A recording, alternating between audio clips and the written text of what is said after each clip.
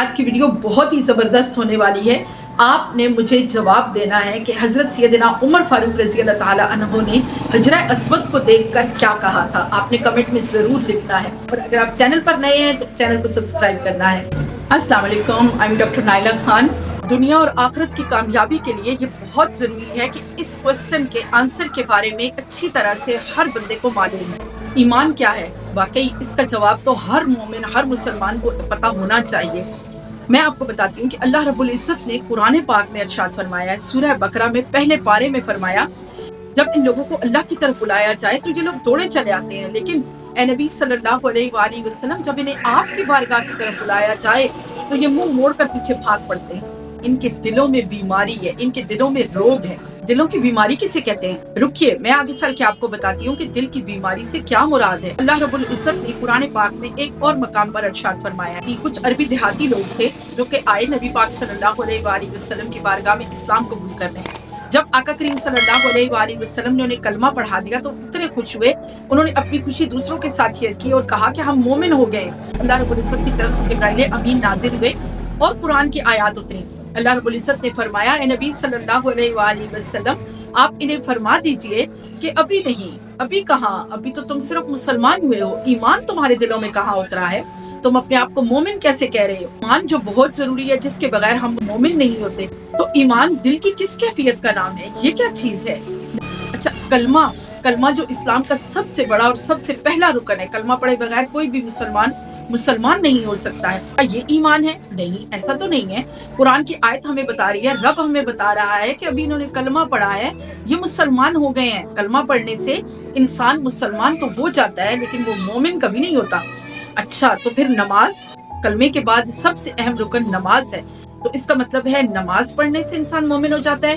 کیا نماز دل کی کسی کیفیت کا نام ہے؟ نہیں، نماز تو ایک جسمانی کیفیت کا نام ہے۔ آپ کو اٹھنا پڑتا ہے، وضو کرنا پڑے گا، مصلی پہ کھڑا ہونا پڑے گا، رب کے سامنے قیام کرنا پڑے گا، اس کو رکوع اور سجدہ کرنا پڑے گا، تب جا کے کہیں آپ کی نماز ادا ہوگی۔ اگر آپ صرف یہ کہہ دیں کہ میں نے دل میں نماز پڑھ لی ہے تو آپ کی نماز ہو جائے گی، کیونکہ ایمان تو دل کی کیفیت کا نام ہے۔ نہیں، نماز بھی نہیں، کلمہ بھی نہیں۔ آگے چل کے دیکھتے ہیں، روزہ اسلام کا ایک انتہائی اہم رکن ہے۔ کیا روزہ دل کی کیفیت کا نام ہے؟ ہرگز نہیں۔ آپ کو سارا دن بھوکا پیاسا رہنا پڑے گا، آپ کو دکھانا پڑے گا کہ آپ روزے سے ہیں۔ اگر آپ یہ کہہ دیں کہ میں نے دل میں روزہ رکھا ہوا ہے اور سارا دن آپ کھاتے پیتے رہیں تو کیا آپ کا روزہ ہو جاتا ہے؟ اچھا، تو حج، کیا حج دل کی کیفیت کا نام ہے؟ آپ گھر بیٹھے کہہ دیں کہ میں نے حج کر لیا تو آپ کا حج ہو جائے گا؟ نہیں، یہ بھی جسمانی کیفیت کا نام ہے، یہ بھی ایک عمل کا نام ہے۔ اسی طرح سے زکوٰۃ ہے، آپ کو پیسے دینے پڑیں گے، آپ دل میں بے شک کہتے رہیں میں نے دل سے ہر ایک کی ہیلپ کر دیا، ہر ایک کی مدد کر دی، اپنے دل سے مال میں سے حصہ نکال دیا ہے، تو کیا آپ کی زکوٰۃ ہو جائے گی؟ نہیں۔ تو پھر ایمان کیا چیز ہے؟ اللہ رب العزت تفصیل سے بتا رہا ہے، سنیے ایک بار پھر اسی آیت کو جو میں نے سب سے پہلے سٹارٹ میں آپ کو سنائی ہے۔ پہلے پارے میں اللہ رب العزت فرما رہا ہے کہ جب انہیں اللہ کی طرف بلایا جائے، کہا جائے آؤ ذکر اللہ اللہ کرتے ہیں، آؤ بیٹھ کر اللہ اللہ کرتے ہیں، آؤ اپنے رب کو سجدے کرتے ہیں، نمازیں پڑھتے ہیں، تو یہ لوگ دوڑے چلے آئیں گے، نوافل پڑھتے ہیں، قرآن پڑھتے ہیں، یہ لوگ دوڑے چلے آئیں گے۔ لیکن اے نبی صلی اللہ علیہ وآلہ وسلم، جب انہیں یہ کہا جائے کہ آؤ بدعت مصطفیٰ صلی اللہ علیہ وآلہ وسلم کرتے ہیں، آؤ عشق مصطفیٰ صلی اللہ علیہ وآلہ وسلم کی بات کرتے ہیں، آؤ نبی کریم صلی اللہ علیہ وآلہ وسلم کے بدلقاء مخلے کی بات کرتے ہیں، آؤ آقا کریم صلی اللہ علیہ وآلہ وسلم کی عنبرین زلفوں کی بات کرتے ہیں، آؤ حضور نبی اکرم صلی اللہ علیہ وآلہ وسلم کے بدن مبارک کی خوشبو کی بات کرتے ہیں، آؤ آقا کریم صلی اللہ علیہ وآلہ وسلم کے میٹھے میٹھے پیارے مدینے کی بات کرتے ہیں، تو اس وقت انہیں تکلیف ہو جاتی ہے، اس وقت انہیں بڑا درد پڑتا ہے، اس وقت یہ واپس بھاگ پڑتے ہیں۔ آپ دیکھیے کہ شیطان نے کتنے سجدے کر رکھے تھے، اللہ رب العزت کو اتنے سجدے کیے کہ کریم آقا علیہ الصلوۃ والسلام نے ارشاد فرمایا ہے اگر زمین پر اس کے سجدوں کو بچھا دیا جائے تو ایک سوئی رکھنے کی جگہ نہیں بچے گی۔ اتنے سجدے اس نے کر رکھے تھے، لیکن پھر بھی بارگاہ خداوندی سے دھتکار دیا گیا، کیونکہ نبی کی تعظیم کا منکر تھا۔ جو نبی کریم صلی اللہ علیہ وآلہ وسلم کی تعظیم، عشق اور محبت نہیں کرے گا، اس کا ایمان نہیں ہے، اور جو عشق مصطفیٰ صلی اللہ علیہ وآلہ وسلم سے لبریز ہوگا، ایمان والا وہی کہلائے گا، مومن وہی کہلائے گا۔ صحابی صلح حدیبیہ کا واقعہ بیان کرتے ہیں، فرماتے ہیں کہ مجھے کفار مکہ ہمیشہ ہی اپنے ملک کی طرف سے دوسرے ممالک میں سفیر بنا کر بھیجا کرتے تھے۔ جب حضور نبی اکرم صلی اللہ علیہ وآلہ وسلم سے حدیبیہ کے مقام پر صلح کی بات کے لیے وفد کو بھیجنا تھا تو اس وقت بھی مجھے سفیر بنا کر بھیجا گیا، اور میں نے جو حدیبیہ کے مقام پر منظر دیکھا، میں نے واپس آ کے تمام کفار کو اکٹھا کیا اور ان سب سے کہا کہ تم محمد صلی اللہ علیہ وآلہ وسلم کو کبھی بھی شکست نہیں دے سکتے۔ بڑے حیران اور پریشان ہوئے، انہوں نے کہا یہ تم کیسے کہہ رہے ہو؟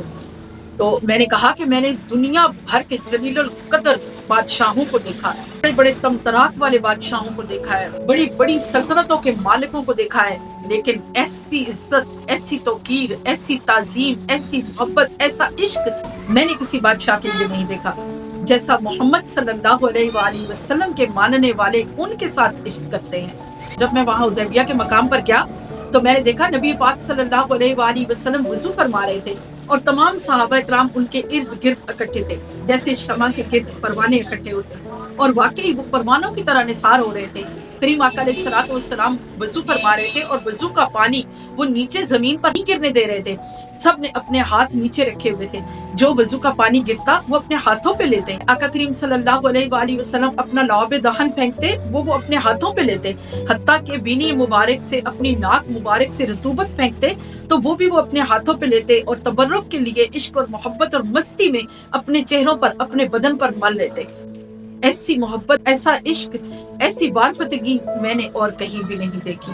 تو ایسے انسان کو آپ کبھی بھی شکست نہیں دے سکتے جن کے پیروکار اس طرح مست ہو کر ان کی اطاعت اور خدمت کر رہے ہیں۔ یہ تو مومنوں کا حال ہے، لیکن میں آپ کو ایک یہودی کا قصہ سناتی ہوں۔ وہ کہتا ہے کہ میں نے جب توریت میں دیکھا کہ نبی کریم صلی اللہ علیہ وآلہ وسلم کی تعریف اور توصیف بیان ہوئی ہے تو میں نے وہ پیجز پھاڑ دیے۔ دوسرے دن میں نے دیکھا تو وہ اسی طرح موجود تھے، توریت کو کھولا تو اس میں وہ پیجز اسی طرح موجود تھے، میں نے پھر انہیں پھاڑا۔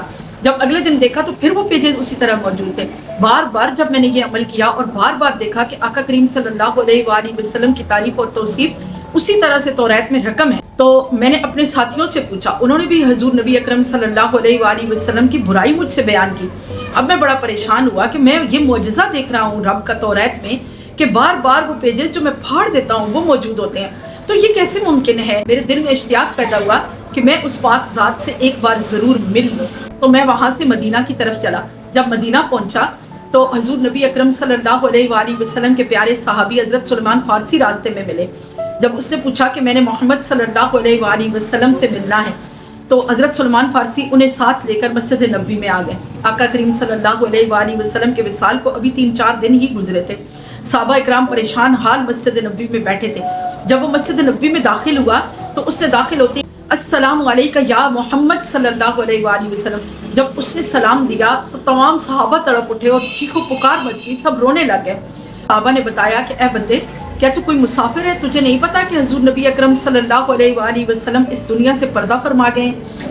تو وہ چیخ پڑا، وہ رو پڑا، اس نے کہا علی ہیں کہ مجھے حضور نبی اکرم صلی اللہ علیہ وآلہ وسلم کی تعریف سنا دے۔ سیدنا مولا علی اٹھے اور آقا کریم صلی اللہ علیہ وآلہ وسلم کا حلیہ مبارک بیان کیا۔ جیسے جیسے آقا کریم صلی اللہ علیہ وآلہ وسلم کا حلیہ بتاتے جاتے وہ یہودی روتا جاتا اور کہتا آپ نے حق کہا، آپ نے سچ کہا، بے شک ایسا ہی تھا، بے شک ایسا ہی تھا۔ اس نے دیکھ نہیں رکھا تھا لیکن اس نے پڑھ تو رکھا تھا نا، توریت کو پڑھا تھا اس نے اللہ رب العزت کی طرف سے بیان کی ہوئی تعریف پڑھی تھی، تو وہ تعریف سنتا رہا اور جھومتا رہا اور روتا رہا۔ اس نے کہا مجھے نبی کریم صلی اللہ علیہ وآلہ وسلم کی خوشبو سنگھا دو، ان کا کوئی جبہ مبارک لا دو۔ حضور صلی اللہ علیہ وآلہ وسلم کے جبہ مبارک کو اس نے چوما، اپنے سینے سے لگایا، اپنی آنکھوں سے لگایا اور آسمان کی طرف دیکھ کے کہا اشہد ان لا الہ الا اللہ واشہد ان محمدا عبدہ ورسولہ۔ جب یہ کلمہ پڑھا تو چیخ ماری اور کہا یا اللہ اگر تجھے میرا ایمان اور میرا عشق مصطفیٰ صلی اللہ علیہ وآلہ وسلم قبول ہے تو مجھے موت دے دے۔ اس نے اپنی جان آفرین کے سپرد کر دی۔ تو حضور نبی اکرم صلی اللہ علیہ وآلہ وسلم کا عشق اور محبت ہی ایمان ہے۔ نہ کوئی نماز پڑھی، نہ کوئی روزہ رکھا، نہ کوئی حج کیا، نہ کوئی زکوٰۃ دی، لیکن اس کے باوجود حالت ایمان میں دنیا سے گیا۔ خود آقا کریم صلی اللہ علیہ وآلہ وسلم کی متفق علیہ حدیث موجود ہے، کریم آقا صلی اللہ علیہ وآلہ وسلم میدان جنگ میں ہے، ادھر سے کافروں کی طرف سے ایک گھوڑا دوڑاتا ہوا آیا اور آ کے کہنے لگا کہ اے خوبصورت چہرے والے، اے پیاری زلفوں والے، میں آپ پر عاشق ہو چکا ہوں، آپ کون ہیں؟ آقا کریم صلی اللہ علیہ وآلہ وسلم نے بتایا کہ میں محمد رسول اللہ صلی اللہ علیہ وآلہ وسلم ہوں۔ تو وہ شخص جھوم اٹھا اور گھوڑے سے نیچے اترا، آپ صلی اللہ علیہ وآلہ وسلم کے قدمین شریفین میں اپنا سر رکھ دیا اور رو کے کہا کہ اے اتنے پیارے بکھڑے والے، اے مسکراتے چہرے والے آپ مجھے کلمہ پڑھا دیں۔ آقا علیہ الصلوۃ والسلام نے کلمہ پڑھایا۔ جب اس نے کلمہ پڑھا تو اٹھا اور تلوار لے کر جہاد کے لیے مسلمانوں کی طرف سے میدان میں اترا اور شہید ہو گیا۔ اب نہ کوئی اس نے نماز پڑھی تھی، نہ اس نے کوئی روزہ رکھا تھا، نہ اس نے کوئی حج کیا تھا، لیکن کریم آقا علیہ الصلوۃ والسلام نے تمام صحابہ کرام کو فرمایا دیکھو اگر کسی نے دنیا میں جنتی دیکھنا ہے تو اس شخص کو دیکھ لو، فرشتے اسے اپنے جلوہ میں لے کر جا رہے ہیں اور جنت کی حوریں اس کے استقبال کے لیے کھڑی ہیں۔ تو عشق مصطفیٰ صلی اللہ علیہ وآلہ وسلم ہی دنیا اور آخرت کی کامیابی کا سب سے بڑا راز ہے۔ کوئی نماز، کوئی روزہ، کوئی حج، کوئی زکوٰۃ ہمیں اللہ کے حضور سرخرو نہیں کر سکتی اس وقت تک جب تک ہمارے دل میں عشق مصطفیٰ نہیں ہوتا، جب تک ہم مومن نہیں ہوتے، جب تک یہ سارے اعمال ہم اس نیت سے نہیں کرتے کہ یہ ہمارے نبی صلی اللہ علیہ وآلہ وسلم نے عمل کر کے دکھائے ہیں۔ نماز اس لیے پڑھنی ہے کہ حضور صلی اللہ علیہ وآلہ وسلم نے پڑھی ہے، روزہ اس لیے رکھنا ہے کہ ہمارے کریم آقا علیہ الصلوۃ والسلام نے روزہ رکھا ہے، حج اس لیے کرنا ہے کہ آقا کریم صلی اللہ علیہ وآلہ وسلم نے حج کیا، زکوٰۃ اس لیے دینی ہے کہ حضور صلی اللہ علیہ وآلہ وسلم نے حکم دیا ہمیں زکوٰۃ کا، حج کا، نماز، روزے کا، خود نبی کریم صلی اللہ علیہ وآلہ وسلم نے ہمیں حکم دیا ہے۔ حضرت سیدنا عمر فاروق رضی اللہ تعالیٰ عنہ جب ایک دفعہ طواف کر رہے تھے تو دوران طواف آپ حجر اسود کے پاس گئے اور آپ نے بلند آواز سے کہا کہ اے حجر اسود میں تمہیں کبھی نہ چومتا، تو ایک پتھر ہی تو ہے، چاہے جنت سے آیا ہے ایک پتھر ہی تو ہے، میں تمہیں کبھی نہ چومتا، لیکن میں تمہیں اس لیے چومتا ہوں کہ تمہیں محمد صلی اللہ علیہ وآلہ وسلم نے چوما ہے، تمہیں میرے محبوب رسول صلی اللہ علیہ وآلہ وسلم نے چوما ہے، ان کے لب مبارک نے تمہیں چھوا ہے، اس لیے میں تمہیں چومتا ہوں۔ یہ عشق، یہ محبت، یہ کیفیت ہو تو پھر عمر فاروق بنتے ہیں اور ان کے نقش قدم پہ چلنے والے عاشقان مصطفیٰ صلی اللہ علیہ وآلہ وسلم قیامت تک زندہ تابندہ رہیں گے۔ اللہ رب العزت ہم سب کو عشق مصطفیٰ کی وافر خیرات عطا فرمائے اور اللہ رب العزت ہمیں اپنے پیاروں کا ساتھ نصیب کرے۔ اگر آپ کو ویڈیو پسند آئے تو اسے لائک اینڈ شیئر کرنا ہے۔ خوش رہیے، شاد رہیے، آباد رہیے، اپنا اور اپنے پیاروں کا ڈھیروں خیال رکھیے۔ انشاءاللہ جلد ملتے ہیں ایک نئی اچھی اور انفارمیٹیو ویڈیو میں۔ اللہ حافظ۔